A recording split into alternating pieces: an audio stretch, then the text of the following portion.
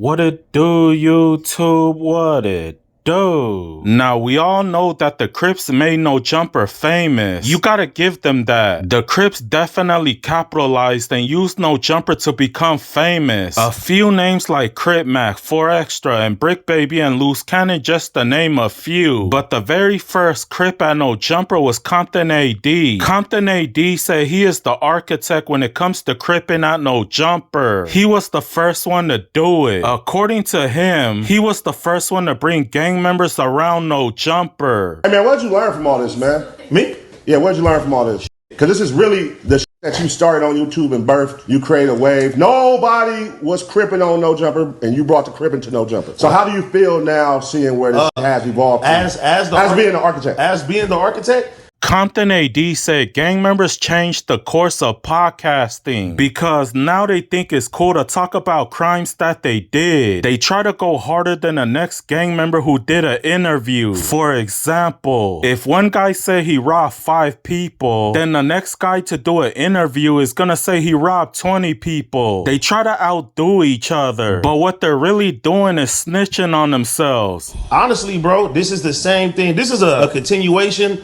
of what used to get mad at Vlad for. They used to say, bro, don't go on Vlad because it's police. Now get in front of they buy their own equipment, get in front of the camera and try to one up the next about how street they is and shit like that, Vlad, which is dumb. AD said in Compton, we conduct ourselves a little different. I never asked Adam 22 to come to my hood day. I never spoke about somebody else's gang. I never spoke about what's happening in the streets. Most people didn't even know that I was from a gang because I learned to keep the streets away from the podcast. I never mixed the two together. I noticed a lot of people depend on Adam 22 to get money, but none of them work on doing their own channel. None of them wants to start their own business outside of No Jumper. Flocco is the only smart guy there. This man made $42,000 on YouTube last month. He's the only one using No Jumper to jumpstart his own career. When Adam used to say, hey, I want to come to your hood day, I wouldn't let him come to a hood day. I would make excuses or do anything like that because that's bringing people too close. Something happened. Internals and stuff like that. Anything with my homies, you didn't see other than OG Suicide. You didn't see certain homies come around, do stuff. I ain't never talked about crimes or anything that I seen because at the end of the day, I know that shit backfire and be used against you.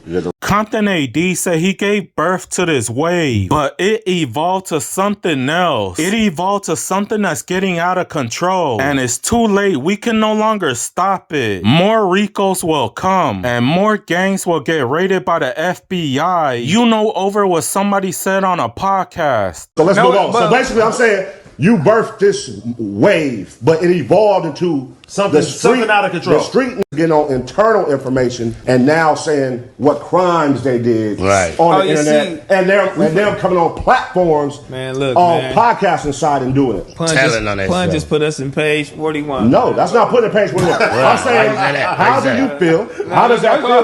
Because I'm like, damn, involved. I mean, watching. I'm like, this is really crazy. Yeah, but you got how it's evolving, and it ain't gonna stop. This Rico ain't gonna stop. Nothing. But niggas don't give a fuck. You have to.